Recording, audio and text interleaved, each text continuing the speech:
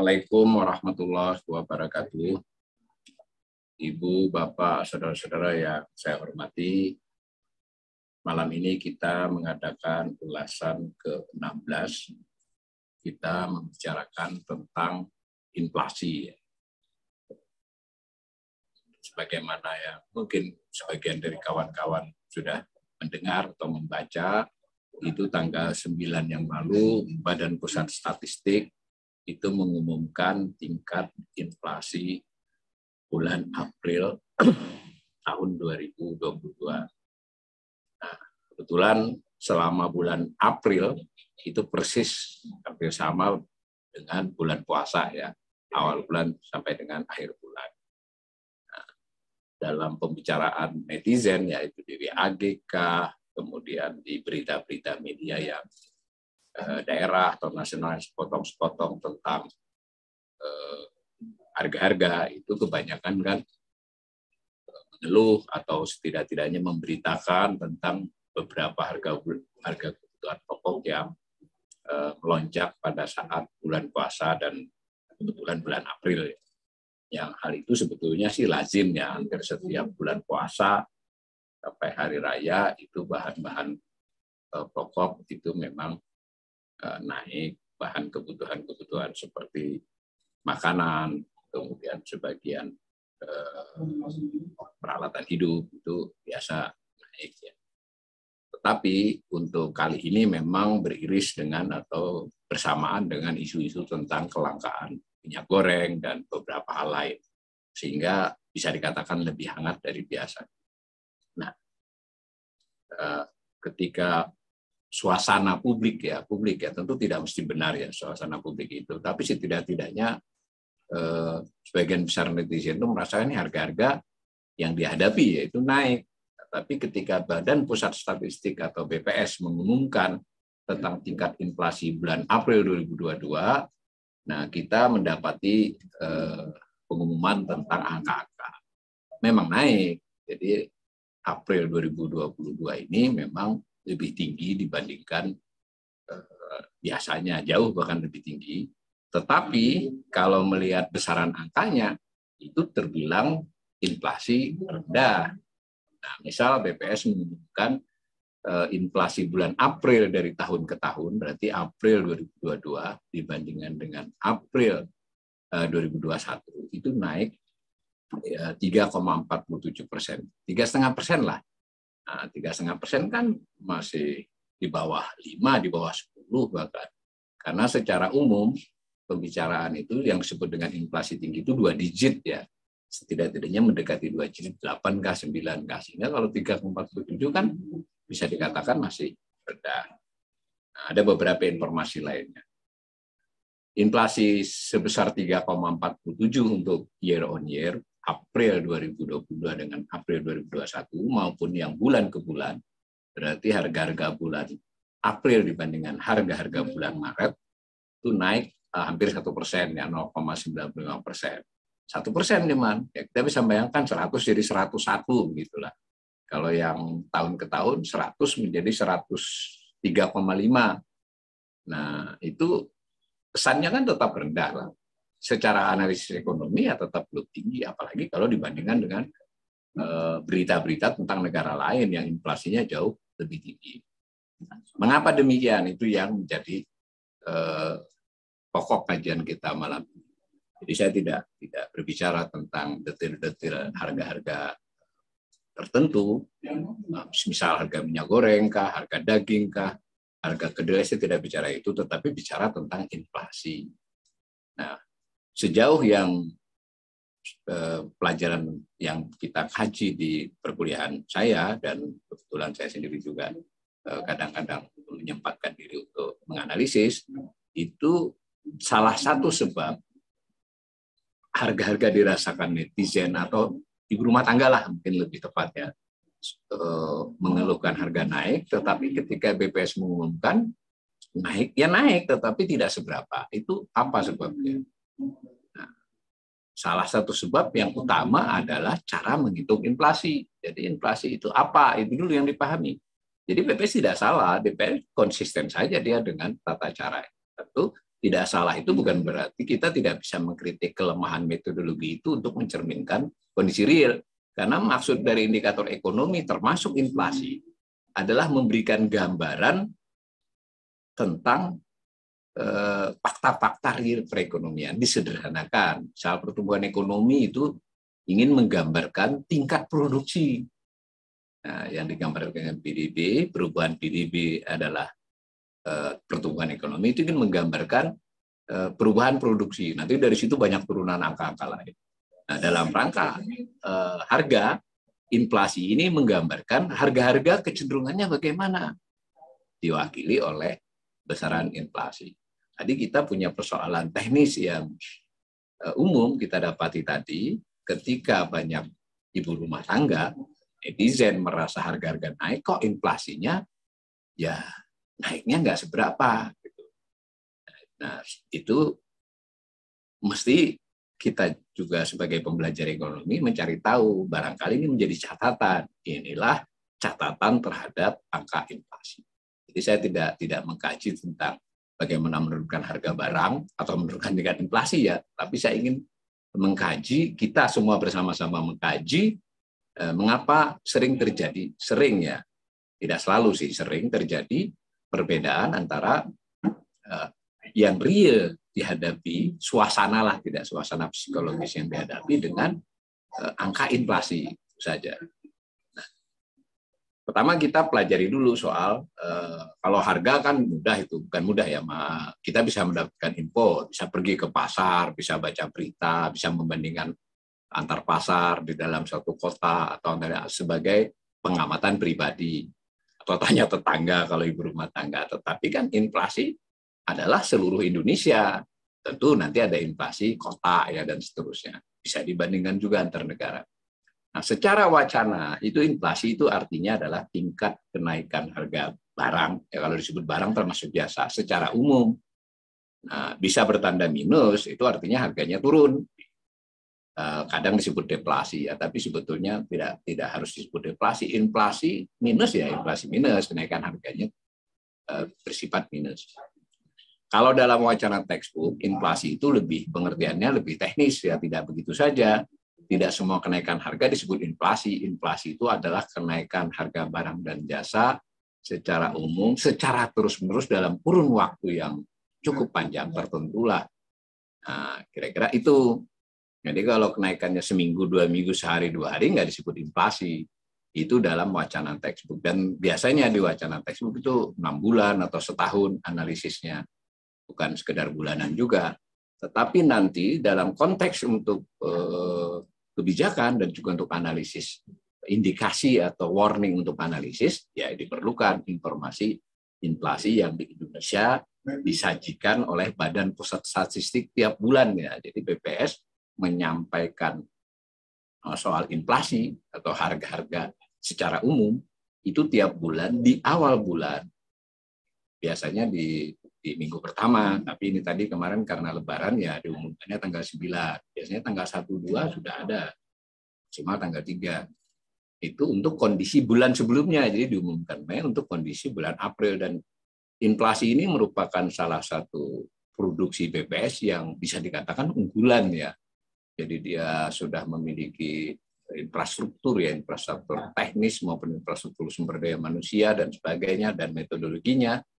Itu sehingga selalu memproduksi inflasi tiap bulan, memproduksi publikasi inflasi. Kalau pekerjaan menghitung inflasinya tiap hari dia, karena beberapa harga ada yang diamati bulanan, mingguan, dan ada beberapa yang harian.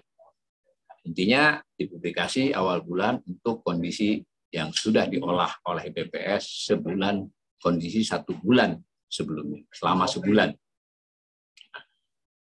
BPS itu yang diandalkan dalam rangka mengumumkan inflasi bulanan itu terutama adalah survei harga konsumen. Jadi tiap bulan berarti kan survei harga konsumen. Dan SHK ini ya berlangsung sepanjang bulan. Nah tentu diperiksa ulang dengan beberapa survei lain yang skopnya cakupannya lebih kecil atau untuk memeriksa cross check lah ya.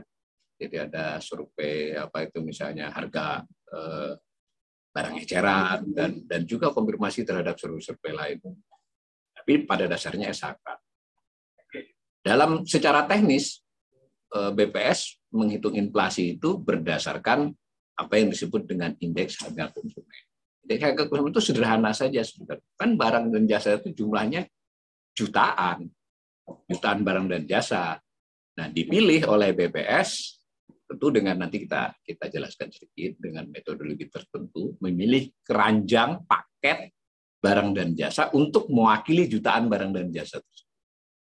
Nah, kemudian paket itu pun tidak sama antar kota, tidak sepenuhnya sama. Ada yang sama ya, yang disurvei oleh BPS secara rutin terus-menerus itu kota. Jadi ini kalau salah satu nanti implisit ya, kalau inflasi itu sebenarnya adalah untuk kasus Indonesia, BPS itu adalah harga-harga di perkotaan ya, karena yang menjadi lokasi survei terus-menerusnya itu adalah kota, 90 kota saat di Indonesia. Jadi 90 ya, jadi lebih dari ibu kota provinsi yang 34 kan, jadi 90 kota. Kembali ke pokok soal tadi, BPS melihat jutaan barang itu, kemudian menjadi sekelompok barang dan jasa yang dipilih, lalu yang sekelompok itu diberi bobot. Bobot itu artinya begini, tidak semua barang dijumlahkan, dibagi jumlahnya. Misalnya ada 300 barang, harganya ditambahkan, dibagi 300, tidak demikian. Nanti ada indeksnya itu ada bobot. Misalnya bobot beras, bobot gula pasir, itu lebih tinggi mungkin dari bobot handphone misalnya, seperti itu, atau mobil. Nah, ada bobotnya, dan tentu penentuan bobot itu melalui survei lagi. Nah, surveinya tapi tidak serutin SHK, namanya survei biaya hidup yang dilakukan setiap beberapa tahun sekali. Yang dipakai untuk inflasi dilakukan beberapa tahun sekali. Tentu tetap ada survei-survei antara yang mereka lakukan tentang SPH. Jutaan barang dan jasa tadi dikelompokkan menjadi 300, 400 setiap kota keseluruhan Indonesia sekitar 800, itu dicari indeksnya seolah-olah satu harga. Nah, jadi inflasi, IHK itu indeks harga konsumen adalah angka yang mewakili harga seluruh barang dan jasa. Bisa kebayang ya, mulai dari harga kambing sampai harga mobil sampai harga apartemen diwakili oleh indeks itu. Kenapa pakai indeks?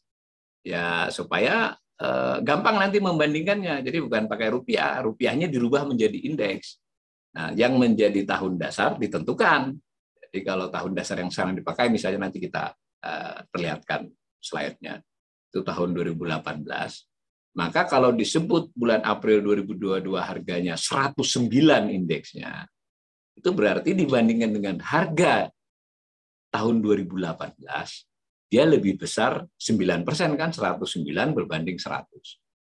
Intinya BPS tiap bulan menentukan indeks harga konsumen. Nanti perbandingan antara IHK itulah yang disebut dengan tingkat inflasi. Nah, tahun dasar yang dipakai sekarang adalah tahun 2018. Penentuannya tidak sembarang, BPS melakukannya terutama sekali lagi, terutama itu survei yang pertamanya tentu dilengkapi dengan survei-survei lain sebagai untuk memeriksa ulang maupun melengkapi. Namanya survei biaya hidup tahun 2018. Nah, dapat IHK bulan April 2022 yang disebut dengan inflasi bulanan, itu IHK berarti harga tahun April 2022. Kalau seandainya Indonesia harga itu cuma satu barang saja, sebutlah tadi kambing, karena saya suka sate kambing, dia contohnya kambing terus, itu gampang, mau dipakai rupiah, mau dipakai indeks kan sama, barangnya satu, tapi kan yang di jutaan barang pakai indeks untuk mewakili seluruh barang. Maka harga bulan April 2022 dibandingkan dengan bulan Maret 2022 itu dapat inflasi bulanan kan, month to month, MTM. Kalau harga di bulan April 2022 dibandingkan setahun sebelumnya, April 2021, namanya inflasi tahun ke tahun, inflasi tahunan, year on year, itu namanya April 2022 dibandingkan setahun sebelumnya. Lalu dikenal juga inflasi tahun kalender, ya, dimulai dengan perbandingan dengan Desember. Jadi maksudnya inflasi sepanjang tahun 2022, Januari, Februari, Maret, April, sudah 4 bulan ya. Berarti perbandingannya dengan harga bulan Desember tahun 2021. Sebetulnya di luar itu ada jenis-jenis inflasi lain. Tadi implisit dari penjelasan saya tadi, BPS dalam hal ini memakai harga konsumen akhir lah, begitu ya. Jadi harga di tingkat konsumen akhir yang disurvei itu pemakai akhir lah. Ya tidak persis sama sih ya, tapi yang penting di harga di paling ujung lah.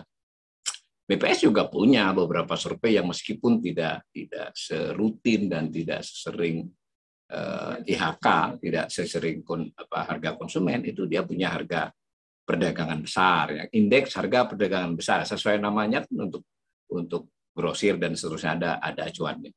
Lalu indeks harga produsen, nah, itu kan beda lagi toh, di tingkat produsen petani misalnya atau produsen tertentu. Lalu ada juga indeks harga aset, tapi ini agak jarang. Untuk seandainya nanti mungkin tingkat BPS mungkin memiliki infrastruktur yang lebih luas, lebih kuat, dananya lebih besar, kemungkinan kita memiliki beberapa data inflasi dan tidak tertutup kemungkinan di depan bisa membuat inflasi yang mencerminkan keseluruhan. Tapi sejauh ini kalau disebut inflasi tanpa ada keterangan lain, itu adalah inflasi atau harga-harga di tingkat konsumen. Dengan cara jutaan barang itu seolah-olah satu barang. Diwakili, bukan satu barangnya, diwakili oleh satu indeks. Agak sedikit setback kita mundur ya, karena disinilah kuncinya pemahaman terhadap inflasi. Nah, saat saya sudah katakan tadi, yang dipakai oleh BPS saat ini adalah harga dasar tahun 2018. Jadi harga-harga tahun 2018 itu waktu itu dipakai dari survei tahun 2018, tapi penerapannya mulai Januari 2020. Nah, pada IHK tahun dasar 2018 ini, berdasar SBH tahun 2018, itu sebetulnya pada waktu survei biaya hidup, bukan survei harga konsumennya ya, survei harga konsumennya ini kan kegiatan rutin nih, tidak soal rumah tangga, tapi soal harga-harga di pasar, harga di eceran, harga bahkan ada website yang dikunjungi, ada metodologi yang menunjukkan benar-benar harga yang dihadapi atau diperoleh oleh konsumen. Sementara yang survei biaya hidup ini kan nanti untuk menentukan paket. Jadi dari jutaan barang itu komoditas mana saja yang dipakai untuk disurvei nantinya tahun-tahun sampai berubah nanti. Sampai di saatnya berubah. Lalu dipilih kota 90 kota, sudah ditentukan 90 kota. Itu di kota ini yang mana? Karena kan di kota tersebut barang tersebut tidak lazim, ya tidak ada atau jarang dikonsumsi, nggak dipakai. Acuan sederhananya untuk kita sekedar tahu, jadi secara teknis ya kita bisa mempelajari dokumen BPS. Itu BPS memilih barang dan jasa yang paling umum ya, paling banyak. Banyak itu tidak kuantitas ya, tetapi memang dalam konteks paling umum dikonsumsi di suatu kota atau dalam konteks ini seluruh Indonesia. Nah, dari pemilihan tahun 2018 itu BPS atas dasar informasi sampel 141.600 rumah tangga, banyak loh ya. Jadi dan dengan tradisi BPS yang terus-menerus melakukan survei, mohon maaf mungkin sedikit menyimpang, misalnya dibandingkan dengan survei Pilpres atau Pilkada kayak beda ya, BPS ini sudah, ya saya memuji lah ini karena saya lihat di banyak medsos itu kadang-kadang ya saya sering mengkritik BPS, tapi ya pada tempatnya dong, ini mengkritik BPS mempermainkan apa ya, nggak begitu ya, dia punya cara, punya metodologi ya. Kalau mengkritik ya coba pahami dulu metodologinya itu. Nah, 141.600 rumah tangga, jadi sangat banyak, sangat representatif untuk menentukan survei biaya hidup. Dari di situ BPS memilih 835 komoditas lah yang paling umum, paling banyak dikonsumsi oleh rakyat Indonesia. Tapi sekali lagi perkotaan, kan? Nah, dari itu setiap kota beda-beda jumlah barang yang dipakai untuk disurvei rutin. Nah, surveinya nanti saya ulangi, survei ini beda dengan survei yang lain ya, dia organik lah, bisa dikatakan beberapa bagian dari BPS itu organik. yang mencatat tentang harga di pasar ini, pedagang ini ada yang harian, ada yang mingguan, ada yang bulanan. Gitu. Itu 835 komoditas ya, dalam kurung barang dan jasa. Terbanyak di Jakarta 473. Kemudian di Kota Sintang itu 248. Nah, rata-rata 300 sampai 350 itu mayoritas. Nah, untuk tahu sejarahnya di slide di kanan itu, sebelum 2018 BPS memakai tahun dasar 2012. 2012 itu juga berdasarkan SBH dulu, survei biaya hidup. Tapi seingat saya yang 2012 itu survei biaya hidupnya 2009 ya, tapi diolah dan seterusnya jadi tahun dasar 2012. Kalau tidak salah, tapi kita nanti dicek aja. Oh maaf ya, SBH 2012 juga saya salah ya, 2009 itu patokan. Nah, sebelumnya 2007, jadi ada kecenderungan tuh ada 5 tahun, 6 tahun, dirubah tahun dasar, kan 5 tahun atau 6 tahun. Nah, Anda lihat itu. Tahun 2012 masih 82 kota, komoditasnya berkurang sedikit justru. Nah, dari komoditas tersebut, BPS kemudian membuat kelompok pengeluaran dia sebutnya. Jadi ada kelompok makanan, minuman, dan tembakau, ada kelompok transportasi, ada kelompok kesehatan, barang dan jasa isinya ya. Jadi 11 kelompok. Kenapa begitu? Supaya kita diberi informasi, terutama pembelajar ekonomi kayak kita ya, untuk kita selain melihat harga-harga secara umum, kita juga bisa melihat secara pengelompokan barang dan jasa. Bisa juga kita melihat kota, 90 kota itu otomatis memiliki pengumuman sendiri lagi kan, masing-masing inflasinya. Nah, di sini sudah mulai ya, saya sekedar setback ke awal kita kajian tadi, ya kenapa kok tingkat inflasi rasanya enggak? Kita naik banget kok cuma segitu. Kita harus cek juga yang bertanya-tanya ini hidup di kota mana, dan yang dibicarakan itu barang apa. Nah, dengan implisit secara begini, karena dia adalah rata, meskipun rata tertimbang itu jadi proporsional ya, sesuai dengan jumlah konsumsinya. Ya bisa saja satu barang, sebutlah minyak goreng, naik 2 kali lipat umpama nih di sebuah kota. Ya dia bisa tenggelam kan dalam paket itu. Bobotnya membuat harga keseluruhannya tidak naik seperti 2 kali lipat itu dong. Apalagi nanti ketika kita masuk lebih dalam kepada meta statistiknya BPS, beberapa jenis barang ada yang diamati harian atau beberapa hari sekali, ada yang mingguan, seminggu sekali, ada yang bulanan, mungkin sebulan 2 kali juga ada.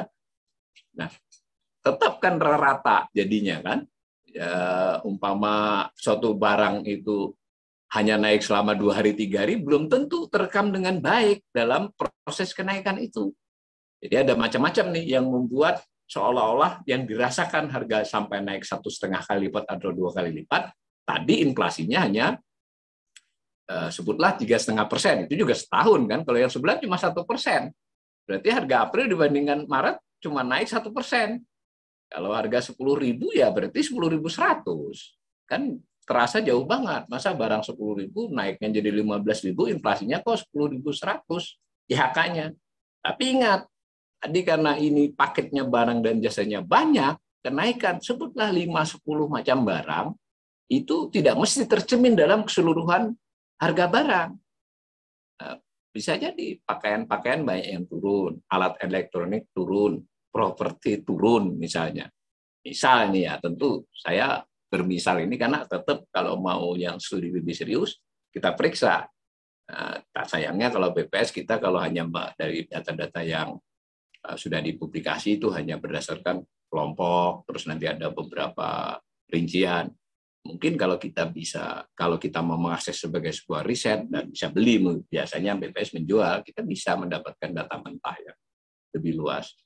Yang penting dalam kajian ini saya ingin mengingatkan pemirsa bahwa ya namanya inflasi itu rata-rata tertimbang. Ya, jadi bisa saja kenaikan beberapa komoditas itu tenggelam pada harga keseluruhan. Tenggelam itu artinya tereliminasi ya, jadi tidak selevel itu naiknya. Bisa juga kota, jadi di beberapa kota itu berbeda dengan kota lain. Nah, itu dulu gambarannya. Nah, mari kita lihat kembali ke IHK tadi, indeks harga konsumen. Nah, dengan anggapan tahun 2018 sama dengan 100, Anda bisa katakan 100% juga bisa, itu 100 lah indeksnya. Nah, maka dibuatlah oleh BPS tiap bulan pengumuman tentang IHK. Dimulai Januari 2020 memakai IHK 2018 sama dengan 100. Nah, dengan demikian nanti sebetulnya tidak bisa disambung begitu saja dengan IHK yang tahun dasar sebelumnya. Itu bisa di-adjust, tapi kita pakai saja yang nggak perlu nge-adjust ya. Itu, nah Januari itu 100 berapa, itu sekitar 104, berapa, dan seterusnya. Nah, paling ujung kanan itu indeksnya 109,98. Yang dimaksud dengan inflasi 3,47% tahunan, tahun ke tahun itu dibandingkan dengan April 2021 yang indeksnya 106,29. Sekali lagi saya mengingatkan, kita membayangkan 109,98 itu adalah harga barang. Nah, itu mewakili jutaan harga barang, dianggap satu harga 109, namanya indeks ya. Nah, yang namanya inflasi bulanan dibandingkan dengan Maret, yang namanya inflasi tahun kalender dibandingkan dengan Desember. Nah, seperti itu. Dari angka ini juga kita bisa punya imajinasi bahwa sebetulnya harga yang dihadapi oleh konsumen itu yang 109,98 bukan inflasi. Ya enggak. Jadi kalau harga-harga naik kok inflasi rendah, yang dihadapi oleh konsumen itu harga, bukan kenaikannya. Kenaikan adalah perbandingan dengan harga sebelumnya. Jadi orang harus memahami berarti kalau bulan April 2022 itu sudah 10% naiknya dibandingkan harga 2018. Dan kecenderungan IHK adalah naik, kecuali memang ada beberapa bulan yang sedikit turun, tapi kalau secara tahunan itu cenderungannya naik. Ini IHK-nya. Nah, kalau kita gambar di slide berikut tanpa melihat tahun dasar, karena bisa disambung dalam konteks tingkat inflasi. Nah, inilah rekam jejak tingkat inflasi tahunan, tahun ke tahun di Desember, ya, berarti setahun. Jadi kalau saya sebut inflasi 2021, itu sama dengan inflasi sepanjang tahun 2021, tahun kalender 2021, sama dengan perbandingan IHK Desember 2021 dibandingkan Desember 2020, ya toh? Nah, bisa juga dengan tahun kalender, ini sama. Nah, 1,87%. Jadi inflasi tahun 2021 itu kurang dari 2%. Tahun sebelumnya, tahun 2020 lebih rendah lagi, 1,68%, dan seterusnya.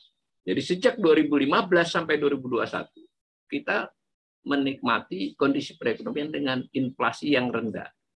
Tadi di bulan-bulan tertentu, di minggu-minggu tertentu, di komoditas tertentu, ada harga yang naik 2 kali lipat, ya teredam oleh kecenderungan harga secara umum. Itu dulu titik temunya. Sehingga dalam konteks ini, bisa jadi data inflasi di Indonesia itu antara lain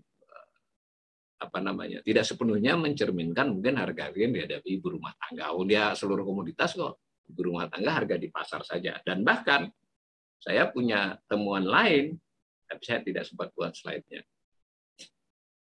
Beda inflasi yang dihadapi orang miskin dan tidak miskin.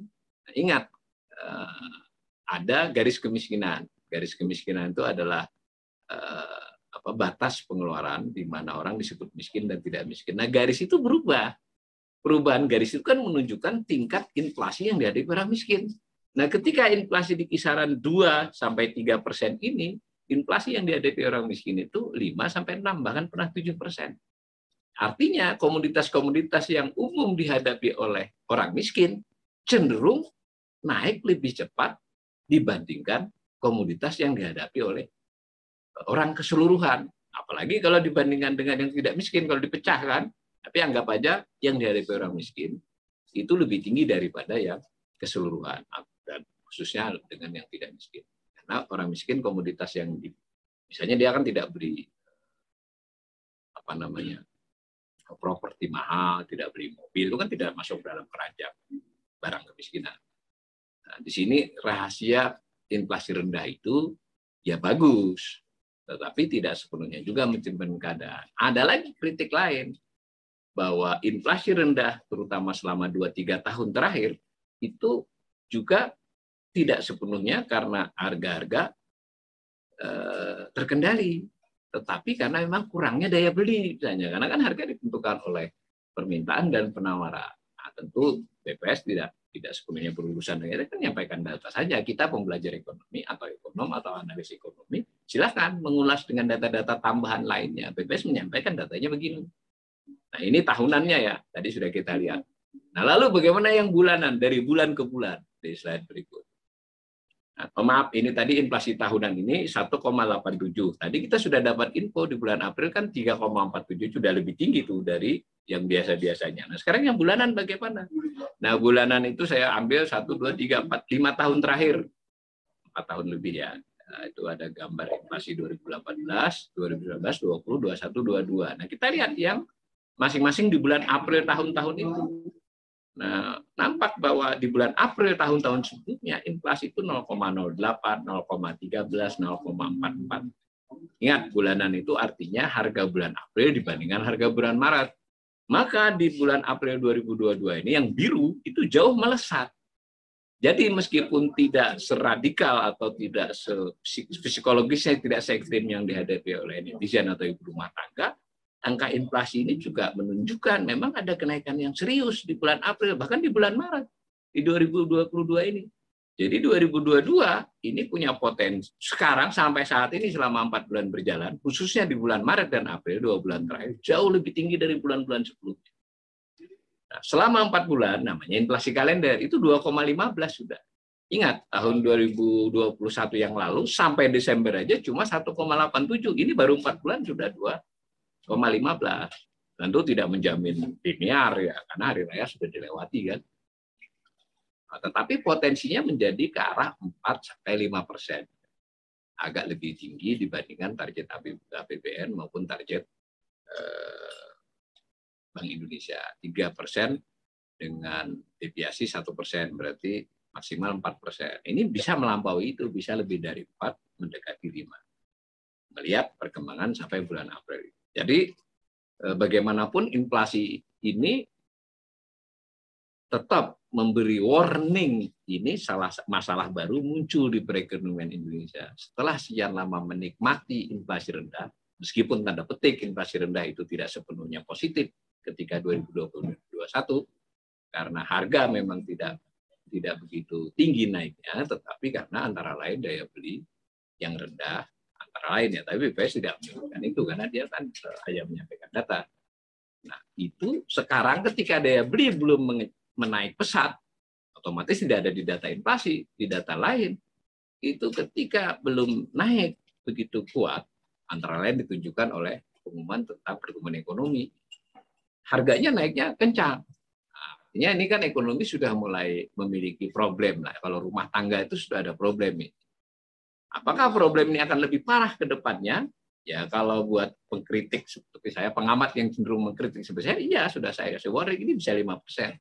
Dan 5% pada saat kondisi ekonomi belum sepenuhnya pulih, itu very serius. Nah, tapi kalau pakai wacana, kan belum 2 digit, masih rendah. Ya masih rendah, belum 2 digit ketika kita pertumbuhan ekonominya tinggi, pendapatan masyarakat naik pesat, tingkat konsumsi tinggi. Nah, tapi ini kan beda nih. Kita baru mulai pulih, ketemunya harga yang tinggi.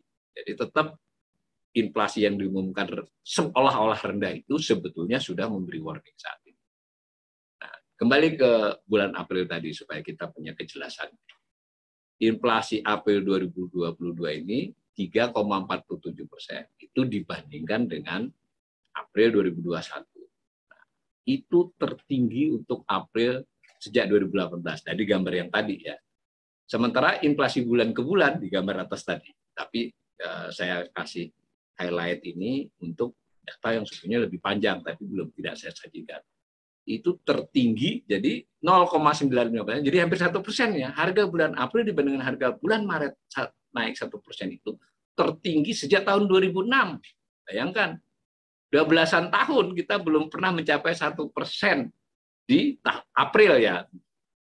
Nah, tapi untuk inflasi kalender selama 4 bulan 2,15 itu tertinggi untuk kondisi sejak 2015.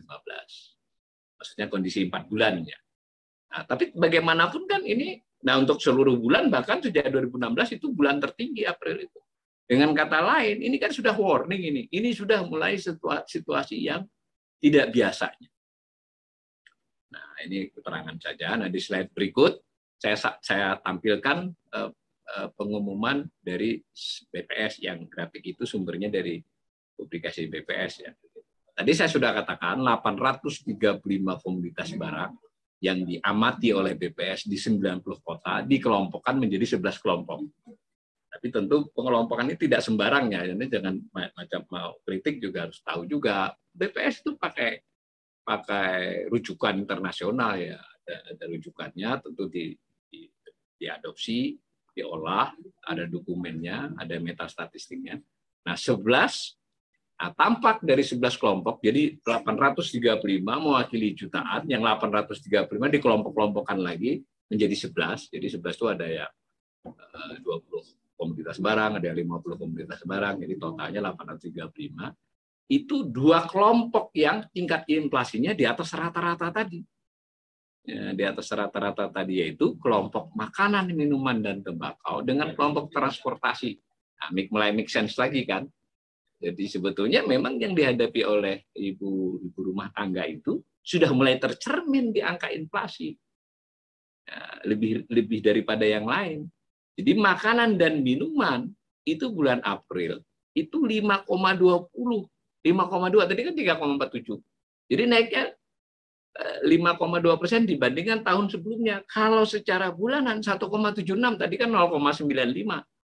Nah, jadi kita mungkin tidak bisa membayangkan harga minyak goreng yang 1,5 kali lipat ya atau 2 kali lipat, tapi ketika ditimbang dalam seluruh barang pun ini sudah cukup isyarat buat pengambil kebijakan mestinya bahwa inflasi ini nggak bisa dianggap enteng lagi. Nah, khusus transportasi juga sama meskipun tidak seradikal makanan minuman, tahun kalendernya 4,84, lalu bulan ke bulannya malah lebih tinggi. Wajar ya, karena ini bulan puasa orang mudik itu transportasinya naiknya lebih tinggi daripada bulan Maret. Lalu BPS juga membuat di luar 11 kelompok itu, BPS menyajikan, saya tidak tahu persis rinciannya, tapi BPS mengumumkan ada kelompok-kelompok khusus yang diamati oleh BPS, disebut dengan kelompok energi dan kelompok bahan makanan. Jadi tidak seperti 11 ini ya. Jadi beberapa ikut di beberapa bagian kelompok lain ikut di kelompok energi, beberapa ikut di kelompok bahan makanan lainnya. Yang grafik tabel sebelahnya Pak Sabto. Itu disebutkan juga bahwa komponen bahan makanan ini tetap naiknya lebih tinggi. Lalu kelompok energi juga lebih tinggi. Ini penting ya. Karena energi dan bahan makanan yang di bulan April naik lebih tinggi daripada lainnya, atau tadi pakai kelompok 11 tadi naiknya makanan minuman itu transportasi tinggi, itu bisa menjadi awal kenaikan yang lain. Ingat, energi, bahan makanan, dari satu sisi pengelompokan, di sisi lain pengelompokan makanan minuman, lalu transportasi, itu tentu berdampak pada harga-harga barang lain. Mungkin nantinya, belum sekarang, bisa di bulan-bulan berikutnya. Kenapa BPS juga sekalipun tidak banyak penjelasan dengan dia ini gambar kan bukan dari saya, di highlight dikasih hijau itu artinya ini serius ya, bahwa ini nanti ke depan akibat kenaikan komponen energi dan komponen bahan makanan itu bisa melanda pada komponen lainnya kan. Lalu ada cara lain juga BPS itu menyajikan, yaitu yang disebut dengan inflasi inti, kemudian harga dasar pemerintah dan bergejolak. Jadi dari 835 barang tadi, ya sekitar berapa ya, saya lupa ya, sekitar 40-50 itu adalah barang bergejolak. Barang bergejolak itu ya seperti cabai, telur, dan yang bergejolak, yang volatile lah, itu dikelompokkan sendiri. Lalu harga yang diatur pemerintah, ya listrik, BBM jenis tertentu, itu kan diatur oleh pemerintah. Nah, selebihnya yang sekitar 700-an berapa itu adalah inflasi inti. Apa informasinya? Ternyata yang memiliki di kolom keduanya ya, dia itu di kolom keduanya, inflasi yang lebih tinggi itu adalah di harga yang diatur pemerintah dan yang bergejolak. Maklum ya, tadi listrik kah, BBM bahan bakar tertentu kah, dan seterusnya. Lalu tadi yang bergejolak tadi kan mayoritas adalah bahan makanan. Nah, dengan cara melihat ini, jadi 835 bisa dilihat jadi 11 kelompok, bisa dilihat dengan komponen energi bahan makanan, bisa dilihat dengan komponen inti harga dasar komponen. Jadi Ini adalah cara pengelompokan. Dari cara pengelompokan BPS itu, BPS-nya tidak melakukan analisis, dia kasih data saja. Nah, tapi saya melihat BPS cukup cerdik ini dengan dia kasih warna hijau-hijau itu ya, buat kita pembelajar ekonomi ya, tolong ini diamati. Dengan cara begitu, ini berarti bisa menjadi sumber inflasi di bulan-bulan berikutnya, karena ini akan bergulir. Jadi kalau transportasi, sebutlah transportasi, energi, makanan kan meningkatkan harga produksi suatu barang kan, karena bagaimanapun orang kan harus makan, pekerjanya maupun orangnya yang pemiliknya. Nah, sehingga ini ancaman buat bukan ancaman, setidak-tidaknya tantangan yang serius pada berikut-berikutnya. Lalu tadi yang kita alami tadi, cerita-cerita daging, cerita minyak goreng, cerita cabai, itu bagaimana BPS menggambarkannya. Nah, ini digambarkan oleh BPS dalam slide berikut. Ini BPS menggambarkan ini namanya penilaian BPS, ya kita nggak harus ikut. Ini kalau data harus ikut BPS. Kalau yang ininya ya ini informasi dari BPS, kita bisa melakukan cari lain-lain. Kenapa itu BPS mencoba menjelaskan tuh di bulan-bulan yang lebih tinggi dari bulan lain atau naiknya lebih signifikan, dikasih penjelasan kejadian pada bulan itu. Nah, misalnya yang paling kanan dulu, yang paling kanan yang bulan April ini. Yang paling kanan Pak Sabto digeser. Nah, itu penjelasannya BPS. Tidak sering loh, BPS tidak setiap publikasi ngasih ini. Karena sebetulnya ini sudah penilaian kan, informasi lah. Ya. Itu disebut tuh, ada faktor minyak goreng, daging ayam ras, daging sapi, telur ayam ras, ikan segar, bahan bakar rumah tangga, angkutan udara. Itu menurut BPS mendorong inflasi mencapai 0,95%, hampir 1% ya dibandingkan Maret. Tinggi banget tuh, coba Anda bandingkan dengan 2017 gambar itu. Paling tinggi dia, saya sudah buat grafik dari 2006, itu paling tinggi, belasan tahun. Nah ini kalau gambar dari BPS cuma sampai 2017, saya sudah cross-check, memang belasan tahun tertinggi. Nah, bagaimanapun ini kan informasi, bahwa inflasi sudah menjadi tantangan yang serius. Nah, sebagai penutup, tentu saya tidak ingin juga selalu memberi kabar buruk ya kepada pemirsa, kepada kawan-kawan pembelajar yang bersama saya ini. Ya, dibandingkan dengan banyak negara lain, kita inflasinya terbilang tidak tinggi. Kalau pakai standar textbook juga inflasi tinggi adalah 2 digit atau mendekati 2 digit yang sudah tidak pernah kita alami selama 7-8 tahun terakhir. 2015 ya kalau tidak salah terakhir, 2014 kalau tidak salah.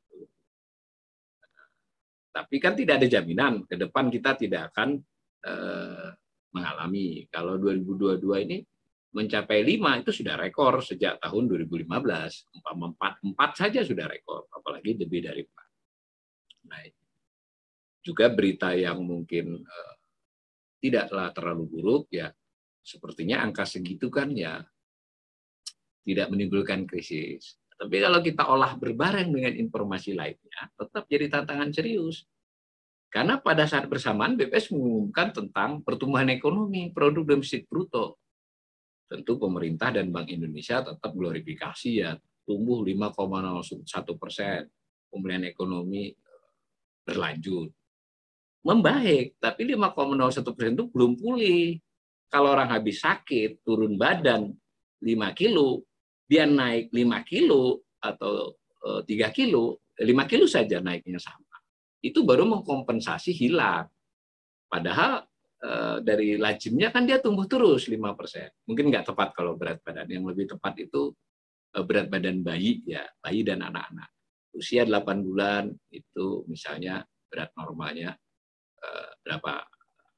7 kilo misalnya. Kalau 10 bulan dia 8 kilo. Nah, ketika dia sakit di bulan berikut, dia turun, kan tidak bisa lagi jadi patokan yang 8 kilo. Tetapi berat ideal di usia dia 12 bulan itu berapa? Pada sisi itu, pertumbuhan ekonomi itu jelas belum pulih. Jadi kalau orang sudah pernah, itu bayi ya, atau tangga, kalau Anda pernah turun 2 tingkat, kemudian naik 3 tingkat, kemudian naik lagi 5 tingkat, nggak bisa disamakan dari dulu sebelum sakit, naik 5 tingkat. Jadi belum pulih ekonomi. Terindikasi juga dengan yang disebut dengan konsumsi rumah tangga. Separuh dari pertumbuhan ekonomi itu sumbernya konsumsi rumah tangga. Tingkat pertumbuhannya belum pulih seperti biasa. Nah, lalu pada saat seperti itu inflasi sudah naik. Kebayang ya, ketika konsumsi rumah tangga belum sepenuhnya pulih, pertumbuhan ekonomi belum sepenuhnya pulih, baru membaik, inflasi jauh melampaui 4-5 tahun terakhir. Maka kita sedang menghadapi komplikasi sakit ya. Kalau ibarat orang periksa itu ya ini harus mulai hati-hati nih. Ya hanya sakit kepala, agak badan-badan panas sedikit kan. Kemudian suka air liur suka keluar dan seterusnya lah. Nah, nanti kita bisa menambahkan hal-hal lain.